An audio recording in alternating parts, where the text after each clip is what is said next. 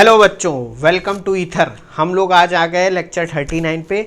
ये लेक्चर 38 का कंटिन्यूएशन है। उसमें हम लोगों ने आईआईटी जेईई में आए हुए प्रीवियस ईयर क्वेश्चन कुछ 5-6 क्वेश्चन सॉल्व करे थे। आज हम उसी को कंटिन्यू करेंगे और क्वेश्चन भी सॉल्व करेंगे।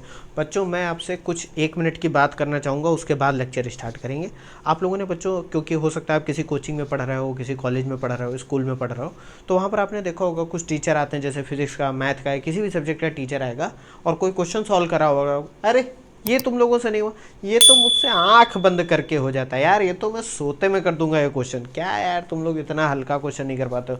वो ऐसा दिखाएगा, अरे आप भी कहोगे कि वाह क्या टीचर है, जादूगर है। तो बताओ इसको वैल्यू रटी हुई। अबे तुम पिछले 5, 10, 15 साल से एक ही सब्जेक्ट हो सकता है पढ़ा रहे हो, ठीक है, मे बी 1 या 2 सब्जेक्ट पढ़ा रहे हो। तुम बच्चों ये भी तो समझो, उस बंदे को वो चीज़ पढ़ानी है, वो उसको हर साल पता नहीं कितने बैचेस में कितने लोगों को बार बार वही चीज़ें पढ़ा रहा है, तो उसको तो वैल्यू याद हो ही जाएंगी। और वो क्वेश्चन तो अब मैं ही कह दूं, देखो मुझे आंख बंद करके कोई आईआईटी जेईई में आया हुआ पुराने साल का क्वेश्चन दे दो, मैं तुरंत सॉल्व करके दिखा दूंगा। अरे एक होता है कि वो आया हुआ क्वेश्चन है, तुमने 500 बार तुम उसको पढ़ा चुके हो, सॉल्व कर दिया, तो कोई बड़ी बात नहीं है। तुम बच्चों हमेशा टीचर से अपर हैंड में रहोगे। क्यों? क्योंकि तुम एक साथ 5-6 सब्जेक्ट भी पढ़ रहे हो, तुम एक साथ सारी मेहनत भी कर रहे हो, तुमको हर चीज़ पे ध्यान देना है। तो ये तो अपने आप को, मेरे साथ अक्सर ऐसा होता था, मैं देखता था यार बताओ इतना आसानी से सॉल्व हो गया, अंदर से गिल्ट आता था कि यार मुझसे सॉल्व क्यों नहीं हो रहा है।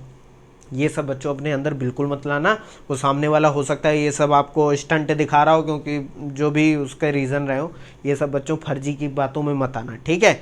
क्योंकि टीचर भी कभी स्टूडेंट था, वही वाली हाल है। तो उसके दिमाग में भी आता था कि जब मेरा टीचर ये करता था बहुत अच्छा लगता था, जो स्टंट दिखाता। देखो बच्चों, इसका आंसर ये होगा। अब बच्चे खुश ताली बजा रहे, अरे वाह टीचर। ये सब मत करना, चुपचाप पढ़ाई पे ध्यान दो। तुम अपने आप को हमेशा आगे ही मानो। टीचर एक सोर्स है आपको ये बताने का कि किस पाथ पे चलना है। उससे ज़्यादा अगर आप उसको भगवान मान लोगे, मैं तो ये आज भी मानता हूँ कि किसी भी टीचर को भगवान मानने की ज़रूरत नहीं है। भगवान की एक अलग जगह है, उनको भगवान मानो। जो टीचर है उसको टीचर मानो, ठीक है। चलो बहुत बेकार की बात हो गई, अब पढ़ाई करते हैं, ठीक है। अब कोई यहाँ पर ज्ञान देगा बच्चा कि सर जिसने मेरी जीवन बनाया उसको मैं भगवान कैसे ना मानूं। अबे तुमने दिन रात पढ़ाई करी है, तुम अपने आप को इतना ज़्यादा अंडर एस्टिमेट क्यों कर रहे हो? टीचर तो बता के चला जाएगा, मेहनत तो तुमने पूरी करी है ना, टीचर ने करी है मेहनत, लेकिन उसमें उसके भी फायदे हैं। ऐसा नहीं है कि सिर्फ तुम वो ऐसे ही चल रहा है सब कुछ। चलो छोड़ो। क्वेश्चन नंबर 6 क्या है? अब कहोगे सर क्वेश्चन नंबर 6 पे डायरेक्ट कैसे आ गए? इससे पहले वाले वीडियो में हम लोगों ने 5 क्वेश्चन लगा लिए थे, इसलिए आ गए क्वेश्चन 6 पे। ये क्वेश्चन 2022 मेंस में आया हुआ है। तो क्या क्वेश्चन है? ये भी बहुत सिंपल क्वेश्चन है, ज़्यादा इसमें दिमाग नहीं लगाना है। A uniform metal chain of mass m and length capital L passes over a massless and frictionless pulley, ठीक है भाई। It is released from rest with a part of its length L, small l, hanging on one side and rest of its L minus L is hanging on the other side of the pulley. At a certain point of time when small l is equal to capital L by x, the acceleration of the chain is g by 2, ठीक है। The value of small x is, बहुत अच्छा question है, बहुत simple भी है। Solve कैसे करना है ये समझ लेते हैं।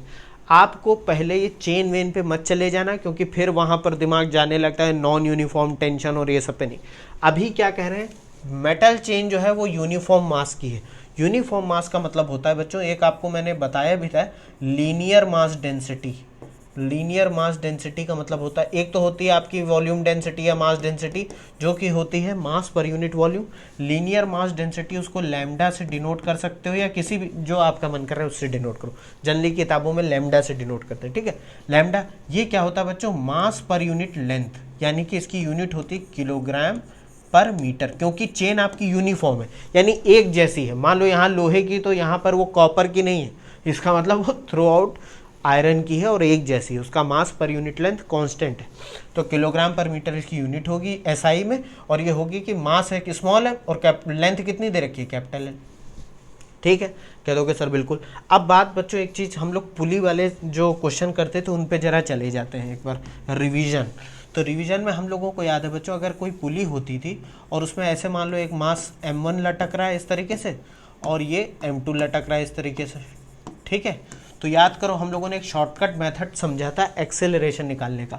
अगर m1 नीचे जा रहा है, ये ऊपर जा रहा है, ठीक है, m1g नीचे की तरफ लग रहा है, m2g ये भी नीचे की तरफ लग रहा है। तो हम लोगों ने पढ़ा था एक्सेलरेशन ऑफ द सिस्टम निकालने का एक आसान तरीका, net pulling oblique pushing force upon total mass.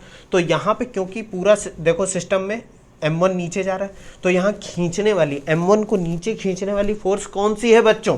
देखो m1 नीचे जा रहा है और m2 ऊपर जा रहा है, लेकिन यहाँ पर दिक्कत क्या है कि जो ये वाला मोशन हो रहा है, ये वाला, उसमें एक दिक्कत है, m1g तो नीचे लग रहा है लेकिन ये m2g इसका विरोध कर रहा है क्योंकि दोनों अपोजिट साइड में। तो नेट पुलिंग फोर्स याद करो बच्चों क्या होती थी, m1g minus m2g upon total mass. Total mass क्या होता था, m1 प्लस m2। याद आया कि नहीं आया? कह दोगे सर बिल्कुल आपने बहुत सारे क्वेश्चन कराए थे। तो ये हो जाएगा बच्चों m1 माइनस m2 इंटू जी अपॉन m1 प्लस m2। हो जाएगा कि नहीं? कह दोगे सर बिल्कुल हो जाएगा।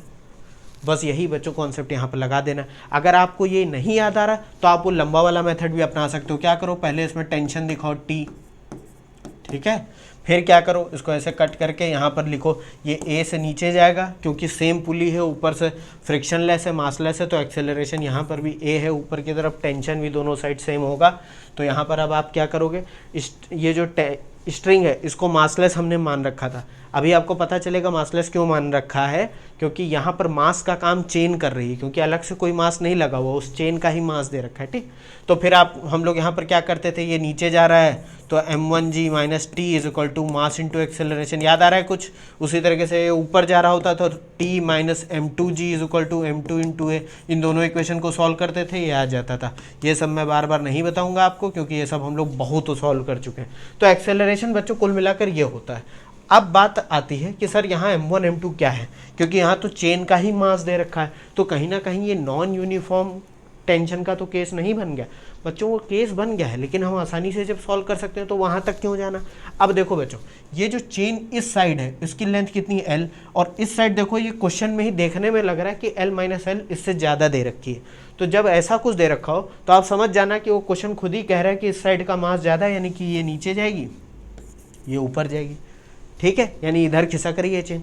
अब देखो बच्चों, अगर इस साइड का मास हम m1 मान ले, इस साइड का मास m2 मान ले, तो m1 बच्चों कितना होगा, क्योंकि total mass of the chain यानी कि ये पूरा मास L का कितना दे रखा है m, और हमें पता है लीनियर मास डेंसिटी लैम्डा क्या होती है, m बाई एल। तो जब 1 मीटर का मास m बाई एल है तो L मीटर का मास कितना हो जाएगा, लैम्डा इंटू एल। हो जाएगा कि नहीं? उसी तरह से m2 कितना हो जाएगा, यानी उस साइड की चेन का मास कितना हो जाएगा, lambda into capital L minus L हो जाएगा। एक्सेलरेशन की वैल्यू कितनी दे रखी है बच्चों, g/2, ठीक है। और आपको अभी जब हम लोग सेंटर ऑफ मास पढ़ेंगे तो ये पढ़ेंगे कि इसका टोटल मास कहीं इस पॉइंट पे सेंटर पे एक्ट करेगा, इसका भी एक्ट, तो इसको पॉइंट मासेस मान के हम सॉल्व कर सकते हैं। इसीलिए मैंने देखो यहाँ पर ऐसे आपको बता दिया। अब m1 m2 और बाकी सबकी g a की वैल्यू रख दो, आपका आंसर आ जाएगा। तो मैं नेक्स्ट पेज पर करता हूँ। एक्सेलरेशन बच्चों कितना दे रखा है, g/2। फिर से मैं लिख रहा हूँ, m1 कितना दे रखा है, ये देखो यहाँ पर मैंने क्या लिखा था, ये m2 लिख दिया क्या, देखो ये गलत हो गया,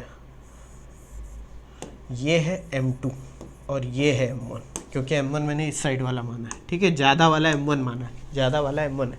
तो m1 हो जाएगा आपका कितना, lambda capital L minus small l, और m2 कितना हो जाएगा बच्चों, m2 हो जाएगा लैम्डा इंटू L।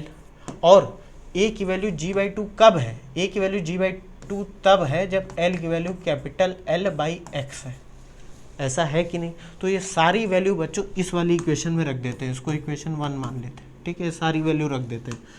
तो फ्रॉम इक्वेशन 1 सारी वैल्यू पुट करो, a is equal to g/2 मैंने पुट कर दिया, ठीक है। m1 कितना है आपका, m1 है लैम्डा L माइनस L, ठीक है, माइनस m2 है आपका lambda into L into g देखो बाहर है, g बाहर है, अपॉन m1 प्लस m2 का मतलब क्या हो गया, total mass of the chain. Total mass of the chain कितना हो जाएगा, लैम्डा इंटू कैपिटल L हो जाएगा कि नहीं। कह दोगे सर वो तो m दे रखा है, डायरेक्टली क्यों नहीं लिख रहा हूँ। अरे भैया हमको लैम्डा को हटाना भी है। टोटल मास कितना है, टोटल मास ये स्मॉल m दे रखा है जिसकी वैल्यू होगी लैम्डा इंटू टोटल लेंथ कितनी, कैपिटल L हो जाएगी कि नहीं। कह दोगे सर बिल्कुल। तो ये मैंने यहाँ पर वैल्यू पुट कर दी सारी। अब इस इक्वेशन में क्या क्या कट सकता है वो सब काट पीट दो और एल की value capital L by x रख देना, क्योंकि यहाँ पर पहले ही कह दिया कि एक्सेलरेशन g/2 तब है जब एल की वैल्यू एल बाई एक्स है, ठीक है। तो यहाँ पर सब वैल्यू पुट कर देना, ये जी कैंसिल हो गया और यहाँ बचेगा 1/2 और इसमें मैं क्या रख दूँ, लैम्डा की वैल्यू। एक काम बच्चों करो, देखो ये गलत तरीका, मैं आपको जल्दी सॉल्व करने के चक्कर में गलत कुछ नहीं बताऊँगा। देखो तरीका सही ये है कि यहाँ पर इसको जी लिखो और इसको ए लिखो। अब यहाँ पर लिखो कि since L is equal to capital L by X, G is equal to A is equal to g/2। अब वैल्यू पुट करो सारी, ठीक है। तो ये कितना हो जाएगा, g/2 is equal to lambda और लैम्डा सब कैंसिल हो जाएगा, बचेगा क्या, बचेगा यहाँ पर l minus L by X minus L by X, G cancel हो चुका है, अपॉन में एल, यही तो बचेगा कि। अब यहाँ पर क्या लिख दोगे, जी यहाँ पर लिखा रहने दो, जी और जी कैंसिल हो गया, ये बचा 1/2 इज इक्वल टू, यहाँ पर क्या बचेगा बच्चों, एल एल सब कुछ कैंसिल हो जाएगा, तो ये बचेगा क्या, देखो एल कॉमन ले लो सबसे, तो ये 1 माइनस ये हो जाएगा 2l बाई एक्स, एल तो कैंसिल हो चुका है तो ये बचेगा 2/x। इसको सॉल्व करो, ये 1/2 उधर ले जाओ तो 2/x is equal to 1 minus 1/2, तो ये हो जाएगा 1/2 और x की वैल्यू आ जाएगी 4 मीटर। यह आंसर है बच्चों आपका, ठीक है, x की वैल्यू हो जाएगी 4 मीटर। तो ये आंसर आपका ऑप्शन डी सही है, ठीक है। इसको देख लो एक बार, कितना अच्छा क्वेश्चन था। ठीक है, बिल्कुल ठीक, आंसर भी आ गया हमारा। एक क्वेश्चन और बच्चों करते हैं, ये क्वेश्चन भी बहुत सिंपल है अगर आपको कॉन्सेप्ट याद होगा, क्योंकि अगर आप यहाँ दिमाग लगाने ले गए तो बच्चों गलत हो जाएगा क्वेश्चन, क्योंकि इतना टाइम आपके पास होगा नहीं, या तो पेपर छोड़ दोगे या तो क्वेश्चन छोड़ दोगे। 2022 मेंस में आया हुआ है, क्या कह रहा है, in the arrangement shown in figure A1, A2, A3 and A4 are acceleration of masses M1, M2, M3 and M4 respectively, ठीक है। Which of the following relation is true for this arrangement. सबसे पहले तो सारे tension दिखा दो, याद करो कंपाउंड पुल्ली हम लोग पढ़ रहे थे। तो देखो यहाँ से स्टार्ट करते हैं, अगर इस वाले स्ट्रिंग में टेंशन T है, ठीक है, तो क्योंकि पुली मासलेस है, पुली मासलेस मानो, इसमें दे भी रखा है क्या, नहीं दे रखा है तो मासलेस मानो, क्योंकि कुछ दिया नहीं है तो मासलेस मानना है। अब पुली मासलेस है तो ये टेंशन T होता था तो कितना हो जाता, 2T हो जाता था, हो जाता था कि नहीं, कहोगे सर बिल्कुल हो जाता, ये 2T तो ये कितना हो जाएगा 4T हो जाता था, हो जाता था, बिल्कुल हो जाता था। अब एक चीज़ आपको याद होगी, हम लोगों ने एक पावर लॉ पढ़ा था, क्या पढ़ा था कि summation of tension into displacement of individual mass, या इसको अगर हम डिफ्रेंशिएट करें दें तो टेंशन इनटू वेलोसिटी या summation of tension into acceleration, ये ज़ीरो होता है। किस केस में, उस केस में जब सारे ये सब मासलेस है, क्योंकि पावर एम्प्लीफिकेशन नहीं होता, पावर समझ रहे हो ना कि पावर में चेंज नहीं आता, जितनी पावर एक मास ऊपर नीचे फोर्स इनटू वेलोसिटी दे रहा है उतना ही वर्क ट्रांसमिट होता है। ये सब हम लोग वर्क में पढ़ लेंगे, ये रिलेशन हम लोगों ने पढ़ा था। तो अगर मैं इसको यूज़ करूँ इस वाले को, तो अब जरा बच्चों ध्यान से समझना, ये वाला मास है, ये वाला मास है, इसको हम मान लेते हैं सारे मासेस को नीचे मान लोगे, यहाँ किसी तरह। देखो अभी डायरेक्शन पे ज़्यादा दिमाग मत लगाना कि ये ऊपर जा रहा है नीचे जा रहा है, ये नीचे जाएगा तो ये ऊपर जाएगा, ये इसको नीचे खींचेगा, ये सब मत करो। तुम अपने दिमाग से कोई एक डायरेक्शन मान लो ये M1 है, ये नीचे जा रहा है, ठीक है, इसको A1 है, ये M2 नीचे जा रहा है, A2 है, ठीक है, ये M3 नीचे जा रहा है, A3 है, ये M4 नीचे जा रहा है, A4 है। कह दो कि सर ये दोनों एक साथ नीचे कैसे जाए, एक्सेलरेशन दिखाया है बच्चों। हो सकता है कि ये इतना भारी सिस्टम है कि मान लो ये किसी तरह इसको नीचे खींच रहा है, ठीक है, ये नीचे खींच रहा है, ये मास इधर की तरफ जा रहा है, ठीक है, ऐसे करके, तो ये तो नीचे जाते दिख रहा है, लेकिन ये पूरी पुली भी नीचे आ रही है, तो हो सकता है इसका नेट एक्सेलरेशन नीचे की तरफ हो। तो ये अगर तुम दिमाग लगाने लगे तो ये क्वेश्चन कर नहीं पाओगे, क्योंकि फिर आपको बहुत लंबा पड़ेगा। सॉल्व तो हो जाएगा ये क्वेश्चन, क्योंकि आपको फिर इंडिविजुअल रिलेशन निकालने पड़ेंगे, यहाँ पर लगाओगे रिलेटिव एक्सेलरेशन, अरे बहुत हो जाएगा जहाँ। फिर या तो एक तरीका और कर सकते हो कि एक डेटा मान के आप सबकी लेंथ मानो, फिर याद है ज्योमेट्रिकल कंस्टेंट हम लोग लगा के सॉल्व करते थे, इतना दिमाग लगाने की ज़रूरत नहीं। तो यहाँ पे आपके 4 मास है, 4 एक्सेलरेशन होके, और उनके ऊपर की फोर्सेस क्या होगी। देखो मास M1 है, एक्सेलरेशन A1 है, लेकिन यहाँ हमने नीचे की तरफ माना है। इस पर अगर मैं इसका फ्री बॉडी डायग्राम बनाऊँ तो टेंशन अपोजिट डायरेक्शन में लग रहा है एक्सेलरेशन की, कि नहीं लग रहा है, कह दो कि सर बिल्कुल लग रहा है। तो A1 × 4T ये इसके लिए हो जाएगा, लेकिन माइनस का क्यों? क्योंकि एक्सेलरेशन नीचे है, टेंशन ऊपर है, ठीक। m2 के लिए भी एक्सेलरेशन नीचे है लेकिन टेंशन ऊपर है, वो कितना है 2t है। उसी तरह m3 के लिए एक्सेलरेशन नीचे है, टेंशन ऊपर है t। m4 के लिए एक्सेलरेशन नीचे है, टेंशन ऊपर है t। कह दोगे सर ये तो हमको समझ में आ गया, बस आप ये बता दीजिए एक चीज़ और। मैं आपकी जगह होता एक चीज़ कंफ्यूज होता कि सर ये नीचे क्यों माना, ऊपर क्यों नहीं? अरे बच्चों ऊपर मान लो आप, लेकिन फिर वही बात होगी, ये ऊपर जाएगा। जैसे ये मान लो एक्सेलरेट ऊपर की तरफ हो रहा है, तो ये एक्सेलरेट क्या नीचे की तरफ होगा, नीचे की तरफ होगा। अब इसमें ये वाला मास हो सकता है ऊपर की तरफ जा रहा हो, ये वाला मास नीचे की तरफ जा रहा हो, नीचे की तरफ। लेकिन ये भी यहाँ पर अब आप अगर प्लस माइनस में इसमें करने लगे तो अब आप कंफ्यूज हो गए कि m4 नीचे जा रहा है, m3 ऊपर जा रहा है, तो यानी ये भी नीचे की तरफ है। तो ये दिमाग लगाने की जरूरत ही नहीं है ज़्यादा, आप डायरेक्ट सारे साइन देखो, ये देखो सब प्लस प्लस है, तो इसमें दिमाग तो लगाना ही नहीं है ज़्यादा। इसका मतलब सब एक ही डायरेक्शन में मान रखा है उन लोगों ने, ठीक है। तो अब यहाँ पर सॉल्व करते हैं। तो पहला वाला क्या हो जाएगा, 4t इंटू a1 हो जाएगा कि नहीं? कह दोगे सर बिल्कुल। देखो 4t इंटू a1, ठीक है। इसको माइनस का मान लो, माइनस क्यों ले रखा है समझ रहे होगे, अपोजिट डायरेक्शन में तुमको प्लस लेना हो प्लस ले लेना, ठीक है। दूसरा क्या है 2t इंटू a2, ये भी माइनस का, अपोजिट डायरेक्शन ले लो, ठीक है। टेंशन देखो यहाँ ना, टेंशन ऊपर एक्सेलरेशन नीचे। फिर यहाँ पर देखो एक्सेलरेशन a3 m3 का नीचे है, टेंशन ऊपर है, तो यहाँ पर क्या लिखेंगे हम लोग, प्लस का माइनस का t इंटू a3, उसी तरह से प्लस का माइनस का t into a4 is equal to 0। कह दोगे सर बिल्कुल सही। यहाँ पर माइनस का t हर जगह से कैंसिल हो जाएगा, क्या बचेगा 4a1 plus 2a2 plus a3 plus a4 is equal to 0। यही बच्चों आपका आंसर है। अब कुछ बच्चे आप यहाँ पर ज़्यादा जो दिमाग लगा ले गया कि सर ये नीचे जाएगा तो ये ऊपर जाएगा, हो सकता है ये पूरा। बच्चों जब मास की कोई डिफिनीशन यहाँ तो दे नहीं गई कि भैया ये मास हैं कितने, हो सकता है 2 kg हो 1 kg हो, या इन दोनों का मास इससे कम हो, तो ये आप तो पता लगा ही नहीं सकते हो कि कौन ऊपर जाएगा कौन नीचे। तो सबसे सही तरीका यही है कि आपको लेना हो एक ही डायरेक्शन में लो, अपोजिट डायरेक्शन ज़्यादा सही होता है, क्योंकि यहाँ पर देखो a1 नीचे आएगा तो टेंशन ऊपर है, तो सबका वैसे ही दिखा दो, ठीक है, कन्फ्यूज़न नहीं होगा। Tension into acceleration, tension into acceleration, tension into acceleration, tension, सब जोड़ दिया तो हमारा क्या आ गया 4a1 plus 2a2 plus a3 plus a4 equal to 0। देखो ये कहीं दे रखा है 4a1 plus 2a2 plus a3 plus a4 equal to 0, यानी कि हमारा ऑप्शन ए सही है, यही हमारा आंसर। देखा कितनी जल्दी आ गया।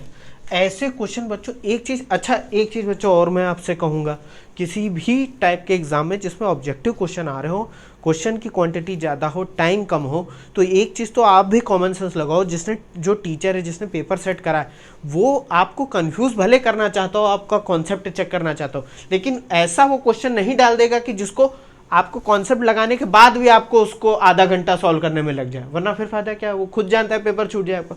तो ये सब क्वेश्चन में ज़्यादा दिमाग नहीं लगाना है, ठीक है, ठीक है। चलो एक क्वेश्चन नंबर 8, ये भी बहुत अच्छा क्वेश्चन है और समझने लायक भी है। ये कब आया है, 2007 में आया है, 2007 में आया है ये क्वेश्चन, ठीक है। क्या कह रहा है, अब कभी कभी क्या होता है क्वेश्चन देख के हम डर जाते हैं कि क्या इसमें आंसर, कितना बड़ा क्वेश्चन। इसके बच्चों जब आप पेपर देखोगे तो ये ऑब्जेक्टिव टाइप का क्वेश्चन है, ठीक है। मैंने यहाँ पर ऑप्शन नहीं दे रखे हैं। आप कहोगे सर ऐसा क्यों करा आपने? ऑप्शन बच्चों इसलिए नहीं दे रखे हैं क्योंकि यहाँ ऑप्शन देखकर आप इतने ज़्यादा कंफ्यूज हो जाओगे कि आप डर जाओगे और आप इसको सॉल्व नहीं करोगे। ये क्वेश्चन आप देख लेना, आप प्रीवियस ईयर क्वेश्चन की जरूर बच्चों को एक बुक खरीद लेना अगर तैयारी कर रहे हो। वैसे तो मैंने DC पांडे सर की एक प्रीवियस ईयर क्वेश्चन जो देखे थे मैंने, वो अच्छी है, उसमें सोल्यूशन भी ठीक ठाक डिसेंट सोल्यूशन है, ठीक है, तो वो ले लेना। 45-46 साल 50 साल जितने भी मिलते हैं वो सब लगा डालो। तो देखो बच्चों क्या कह रहा है भाई, 2 particles of mass m each are tied at the ends of a light string of length 2a। क्या कह रहा है, ये 2 मास हैं m और m और इनके बीच की दूरी 2a है, ठीक है, इनको बांध दिया गया है। The whole system is kept on a frictionless horizontal surface, मतलब कि जहाँ पर रखे हुए हैं वो फ्रिक्शनलेस है, ठीक है भाई। With the string held tight so that each mass is at a distance a from the centre p, मतलब सेंटर पी से दोनों ही मास ए और ए दूरी पर है, इस तरीके से टाइट करी गई string. Now the mid point of the string is pulled vertically upwards with a small but constant force F. कह रहा है इसके बीचों बीच में एक फोर्स एफ लगाई गई है as a result the particles move towards each other as on the surface. अब जाहिर सी बात है, जब इसको खींचोगे तो दोनों पार्टिकल पास में आएंगे, आएंगे कि नहीं। The magnitude of the acceleration when the separation between them becomes 2x। कितना अच्छा क्वेश्चन है बच्चों। आपको किसी एक का एक्सेलरेशन बताना है, मान लेते हैं दोनों का ही एक्सेलरेशन सेम होगा, सिमिट्री है, चलो इसका एक्सेलरेशन मान लेते हैं। अब यहाँ a ऑलरेडी दे रखा है डिस्टेंस हो, तो a ही मत मान लेना वरना कंफ्यूज हो जाओगे। एक्सेलरेशन कुछ मान लो, क्या मान ले, ए एक्स मान लेते हैं, एक्स डायरेक्शन में, ठीक है। तो इसका भी ए एक्स होगा लेकिन अपोजिट डायरेक्शन में होगा, दोनों एक्स। अब बच्चों जरा कॉन्फ़िगरेशन समझते हैं, मैं आपको तुरंत समझा देता हूँ। देखो ये दो मासेस हैं, इनके बीच की दूरी कितनी है, इनके बीच की दूरी है, पहले ये ए है और ये भी ए है, ठीक। पहले यानी कि जब उसको खींचा नहीं गया, जैसे ही इसको खींचेंगे दोनों मासेस पास में आएंगे, आएंगे कि नहीं आएंगे। कह दोगे सर बिल्कुल आएंगे। और क्वेश्चन कह रहा है कि ये इतना पास आते हैं कि इनके बीच की दूरी 2x हो जाती है, यानी ये x हो जाएगी तो ये भी x हो जाएगी और ये ऐसा कुछ बन जाएगा और ये f इसको खींच रहा है। अब एक चीज़ बच्चों ध्यान से समझो, जब इसको उठाकर ऊपर भी खींच दोगे तो ये मास ऐसे आगे जाएगा, आगे जाएगा, लेकिन ये लेंथ तो a ही रहेगी, तो ये लेंथ कितनी a रहेगी कि नहीं, ये x ही रहेगा, ठीक। सारी ज्योमेट्री आपको यहीं समझ में आ गया। अब ये क्वेश्चन में कोई कुछ रह ही नहीं गया, अब आप तुरंत सॉल्व कर लोगे। देखो कैसे सॉल्व करते हैं इसको, पहले मैं यहाँ पर अच्छे से ड्रॉ करूँगा, ठीक है। ये ऐसे आपका सिस्टम एक ट्रायंगल बन जाएगा, ठीक। ये मैं डिस्प्लेस होने के बाद की बात कर रहा हूँ। ये है आपकी फोर्स F, ठीक। और क्योंकि ये स्ट्रिंग है तो इसमें होगा एक टेंशन T मान लेते हैं, ठीक है। टेंशन होगा T, मान लेते हैं इसका वर्टिकल से जो एंगल बन रहा है, कुछ भी एंगल मान लो, वो थीटा बन रहा है, ठीक है। ये दूरी x हो जाएगी, ऐसा उसमें क्वेश्चन में कहा गया है, जब उसको खींचा जाएगा, ठीक। और ये हमारी दूरी कितनी दे रखी, ये तो a है कि नहीं है, तो ये थीटा है तो ये भी थीटा होगा कि नहीं होगा, ये भी थीटा होगा। कह दोगे सर बिल्कुल होगा भाई, ये देखो आइसोसेलेस ट्राइंगल टाइप का बन रहा है कि नहीं। अब बात आती है कि देखो ये थीटा हमें निकालना है, ठीक। ये हमारा ट्राइंगल ऐसा बन गया, ठीक। ये भी थीटा है, ये भी थीटा है, ये वैल्यू x है, ये वैल्यू a। तो अगर मैं इस ट्राइंगल मान लेते हैं इसको a b c, ये परपेंडिकुलर, इस ट्राइंगल में अगर मैं क्या लगा दूं, साइन थीटा लगा दूं, तो साइन थीटा क्या होगा, परपेंडिकुलर अपॉन हाइपोटेन्यूज। वो सब छोड़ो, अभी वो सब नहीं लगाते वरना कंफ्यूज हो जाओगे। इस पॉइंट को देखते हैं, इस पॉइंट को a मान लेते हैं। इस पॉइंट पर अगर हम फोर्सेस को खाली दिखाएं तो ये हो जाएगी एक t, यहाँ से ऐसे कट करोगे ना दिखाने के लिए ऐसे, तो ये हो जाएगी t, ये भी हो जाएगी t। ये बीच का एंगल यहाँ पर भी थीटा है, यहाँ पर भी थीटा है। तो अगर फोर्स बैलेंस दिखाओगे, क्योंकि यहाँ और कुछ तो लग नहीं रहा, तो यहाँ पर क्या हो जाएगा, F इज इक्वल टू इसका ये वाला कंपोनेंट क्या होगा, t cos थीटा, और ये भी क्या हो जाएगा, t cos थीटा। तो यहाँ पर ये हो जाएगा t cos थीटा और दूसरे वाले का भी क्या हो जाएगा, t cos थीटा। तो F is equal to 2t cos theta हो जाएगा कि नहीं, कह दोगे बिल्कुल हो जाएगा। और हमें बच्चों पता है क्या निकालना है, हमें टेंशन पहले निकालना है। कह दोगे सर टेंशन क्यों निकालना है, वो अभी पता चल जाएगा। क्योंकि इस बॉल को, इस मास को आगे खींचने का काम तो ये टेंशन ही कर रहा है। इसका ये वाला कंपोनेंट देखो, ये वाला कंपोनेंट हो जाएगा t cos थीटा, हो जाएगा कि नहीं, और ये वाला कंपोनेंट क्या हो जाएगा, t sin थीटा। कह दोगे सर बिल्कुल हो जाएगा, चलो वो सब पे बाद में जाएंगे। तो टेंशन बच्चों क्या हो जाएगा, F/2 cos थीटा हो जाएगा कि नहीं, कह दोगे सर बिल्कुल हो जाएगा। इस इक्वेशन को 1 मान लो, देखो ठीक है। इसको फिर से देख लो, क्वेश्चन पॉज करके भी देख लेना। अब हम बच्चों एक काम और करेंगे, इस मास पर, ये जो मास है आपका, इसको आगे खींचने के लिए देखो टेंशन ऐसे लग रहा था t, और ये वर्टिकल से कितना एंगल बना रहा है, थीटा बना रहा है। तो ये वाला जो कंपोनेंट जो इसको आगे खींचेगा, फोर्स तो इसको x डायरेक्शन में आगे खींच रही है ना, तो इसका ये वाला कंपोनेंट कितना होगा, t sin थीटा हो जाएगा कि नहीं। अब आप जानते हो, क्या जानते हो कि force, since force is equal to net force is equal to mass into acceleration, और एक्सेलरेशन हम एक्स डायरेक्शन की बात कर रहे हैं, क्योंकि एक मास के लिए निकाल लो, यहाँ पर सिर्फ वैल्यू पूछी गई, ये नहीं पूछा गया कि इस मास के लिए या उस मास के लिए, दोनों के लिए सेम वैल्यू होगी, बस इसका इस डायरेक्शन में होगा, उसका उस डायरेक्शन में। तो F net force x direction में कितनी लग रही बच्चों, टी साइन थीटा लग रहा है कि नहीं, मास इंटू एक्सेलरेशन कितना ए एक्स है कि नहीं। तो यहाँ से हमें क्या चाहिए, ए एक्स चाहिए, तो ये हो जाएगा T by T sine theta upon M, और टी की वैल्यू आप निकाल चुके हो फ्रॉम इक्वेशन 1। टी कितना है आपका, टी है आपका f/2 cos theta, f/2 cos theta. ये वैल्यू बच्चों यहाँ पर पुट कर दो तो ये ए एक्स कितना हो जाएगा बच्चों, ए एक्स हो जाएगा f/2 cos theta into sine theta upon M, हो जाएगा कि नहीं। तो ये वैल्यू आ जाएगी बच्चों f/2m tan थीटा। अब बच्चों थीटा नाम की तो चीज़ क्वेश्चन में दे नहीं रखी है, तो हमको थीटा पता करना पड़ेगा। और थीटा हम आसानी से पता कर सकते हैं, क्योंकि ये देखो ये वाला एक ट्राइंगल जो है ABC, इसको मैं क्लीन थोड़ा बना देता हूँ यहाँ पर। तो देखो बच्चों AB, बच्चों ये जल्दी सॉल्व करने के चक्कर में ये ऐसा राइटिंग है मेरी, ये x है दूरी, ये A है, ये है थीटा। तो ये बच्चों क्या हो जाएगा, ये वैल्यू हो जाएगी, देखो ये है हाइपोटेन्यूज, ये है बेस, तो ये हो जाएगी अंडर रूट, पाइथागोरस लगाओगे तो under root a² minus x²। ये हो जाएगा कि नहीं हो जाएगा, कह दोगे सर बिल्कुल हो जाएगा। अरे भैया समझ गए हो कि नहीं, ये हाइपोटेन्यूज है, ये परपेंडिकुलर, ये बेस। तो इस केस में इसको ऐसे करके देखोगे तो बेस हो जाएगा अंडर रूट हाइपोटेन्यूज² माइनस परपेंडिकुलर। अब तीनों साइड पता चल गया आपको tan पता करना है। तो tan थीटा बच्चों कितना होगा, tan थीटा हो जाएगा, देखो यहाँ पर tan थीटा होगा परपेंडिकुलर अपॉन बेस, देखो BC अपॉन AB। तो ये हो जाएगा x upon under root a² minus x²। इसकी वैल्यू बच्चों पुट कर देना है यहाँ पर। तो ये हो जाएगा f/2m x upon under root a² minus x²। ये हो गई बच्चों ax की वैल्यू, ये आपका आंसर है। अब जो भी ऑप्शन दिया होता है ये आप आराम से टिक कर देना, ठीक है। अरे इसके ऑप्शन भी ऐसे ही दे रखे हैं, मैं आपको बता भी देता हूँ। एक बार क्वेश्चन देख लो, ऐसे दे रखे हैं ऑप्शन, पहले देख लो एक बार क्वेश्चन। मैंने क्या करा, मैंने इसका ये वाला कॉन्फ़िगरेशन ड्रॉ करा, ठीक है। वर्टिकल से एंगल मैंने यहाँ पर टेंशन का थीटा मान लिया, तो ये जब थीटा होगा तो ये भी थीटा हो जाएगा, और दोनों साइड सिमेट्री है तो ये भी थीटा हो जाएगा। यहाँ पर मैंने दिखा भी दिया, ठीक है। ये दूरी x है, ये वैल्यू a है, तो ये वाली वैल्यू हो जाएगी under root a² minus x²।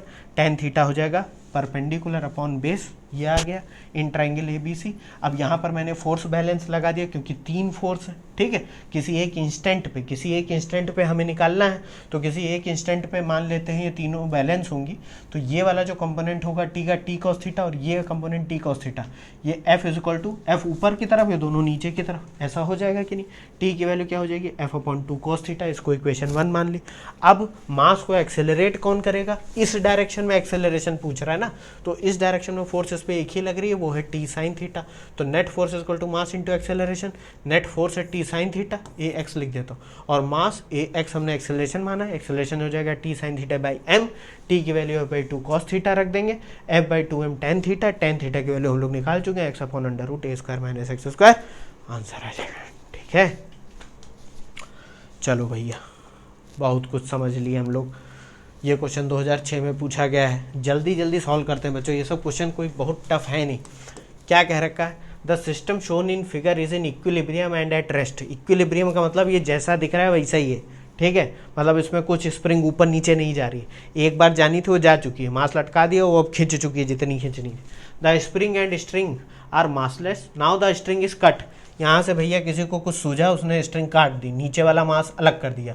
The acceleration of 2m and m just after the string is cut will be. ये क्वेश्चन बच्चों बहुत सिंपल है, जरा ध्यान से समझते हैं। मैं सबसे पहले बच्चों एक चीज़ मान लेते हैं, क्या मान लेते हैं कि स्प्रिंग में जो फोर्स, अब ऑब्वियस सी बात है बच्चों, देखो स्प्रिंग नीचे की तरफ, इसका जो वेट होगा 2mg नीचे की तरफ लगेगा, कह दोगे सर बिल्कुल, और इसका भी mg नीचे की तरफ लगेगा, कह दोगे सर बिल्कुल।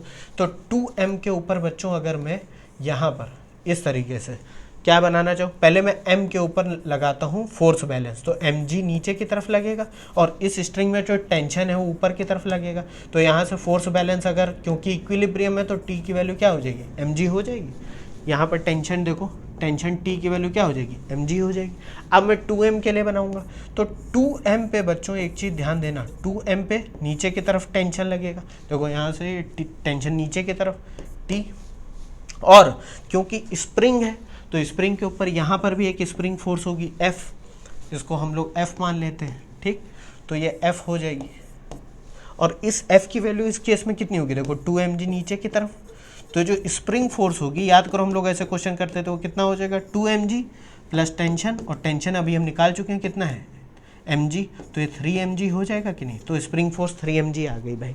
और ये देखने पर भी लग रहा है कि ये दोनों मास मिला के कितना 3m है, तो दोनों का वेट कितना हो गया 3 mg, और इतनी ही तो स्प्रिंग फोर्स होगी, रीस्टोरिंग फोर्स उतनी ही होगी, तो 3 mg होगी। जो इसको अब हमें क्या करना है, अब ध्यान से बच्चों समझना, after the string is cut, after the string is cut, तो पहले mg को देखते हैं। तो बच्चों mg के साथ तो एक बड़ा खेल हो जाएगा कि ये जो मास m है, क्योंकि इसको तुमने काट दिया है तो यहाँ टेंशन हो जाएगा 0, भाई काट दिया तुमने। अब तो इसके ऊपर नेट फोर्स क्या लगेगी, mg नीचे की तरफ ही तो लगेगी, और जब सिर्फ वेट लग रहा है तो इसका एक्सेलरेशन क्या हो जाएगा, g डाउनवर्ड्स हो जाएगा कि नहीं, कह दोगे सर बिल्कुल। तो एक तो आंसर आपको पता चल गया m का। अब बात आती है 2m की। अब बच्चों बात ध्यान से समझना, 2m इसका वेट तो नीचे की तरफ लगेगा 2mg, ठीक, लेकिन जैसे ही आपने स्ट्रिंग काट दी तो ये जो टेंशन इस पे लग रहा था ये t की वैल्यू तो बच्चों क्या हो जाएगी, 0 हो जाएगी भाई, t की वैल्यू 0 हो जाएगी क्योंकि कट गया है। लेकिन इसके ऊपर उस इंस्टेंट पे जिस वक्त जस्ट इसको काटा गया है, स्ट्रिंग को कट करा गया है, उस इंस्टेंट पे इस पर रीस्टोरिंग फोर्स तुरंत 0 नहीं होती, उसको थोड़ा सा टाइम लगता है। तो वो अभी भी कितनी है 3 mg, यानी कि f की वैल्यू कितनी है 3 mg, है कि नहीं है, देखो 3 mg है। तो नेट फोर्स बच्चों अगर इस पे देखा जाए तो क्या होगा, नेट फोर्स देखो, एक 3 mg ऊपर की तरफ लग रही है और नीचे की तरफ इसका क्या लग रहा है, वेट लग रहा है, ठीक है। तो ये बॉडी कहाँ एक्सेलरेट हो गया, मास कहाँ जाएगा, ऊपर की तरफ एक्सेलरेट होगा कि नहीं भाई, ऊपर ज़्यादा फोर्स है। और न्यूटन सेकंड लॉ क्या कहता है कि नेट फोर्स कितनी होगी in the direction of acceleration, 3 mg minus 2 mg is equal to mass into acceleration. Mass कितना है यहाँ पर, मास है 2m और एक्सेलरेशन हो जाएगा a, तो ये हो जाएगा mg is equal to 2m, ठीक है, m कैंसिल हो जाएगा, a आ जाएगा g/2 अपवर्ड्स, डायरेक्शन भी बतानी है, ठीक है। अब कुछ बच्चे यहाँ कंफ्यूज होंगे, सर जैसे ही इसको काटेंगे तो ये स्प्रिंग क्या करेगी, क्योंकि ये पहले से खींची हुई थी, तो आप थोड़ा दिमाग भी लगाने की कोशिश करा करो समझने की। जैसे ही काटेंगे तो नीचे गिर जाएगा, लेकिन स्प्रिंग ऑलरेडी खींची हुई थी दोनों मासेस की वजह से, तो स्प्रिंग में 3 mg फोर्स इसको तुरंत ऊपर की तरफ खींचेगी। लेकिन जब वो वहाँ एक बार ऊपर नीचे होकर रेस्ट पे आ जाएंगे तो फिर से स्प्रिंग फोर्स 2 mg हो जाएगी, क्योंकि ये कट चुका है। लेकिन यहाँ तो पूछा गया है just after the spring cut, ये स्ट्रिंग कट, तो जैसे ही स्ट्रिंग को काटोगे 3 mg ऊपर 2 mg नीचे, और यहाँ पर आपका g/2 अपवर्ड्स आ जाएगा। तो ऑप्शन क्या है, ऑप्शन ये दे रखा है किसमें 2m एंड m में पूछा गया है, तो ऑप्शन कौन सा सही होगा, g/2 अपवर्ड्स, ठीक है, g डाउनवर्ड्स, ये वाला ऑप्शन सही है आपका, यही आंसर है आपका, ठीक है, यही आपका आंसर है, 2m और m में पूछा गया। इसको देख लो एक बार, ये भी क्वेश्चन बहुत अच्छा था क्योंकि कॉन्सेप्ट आपका रिवाइज करा रहा है। मैं हर उस क्वेश्चन को अच्छा मानता हूँ जिसमें आप कॉन्सेप्ट को रिलेट कर पाते हो, ठीक है।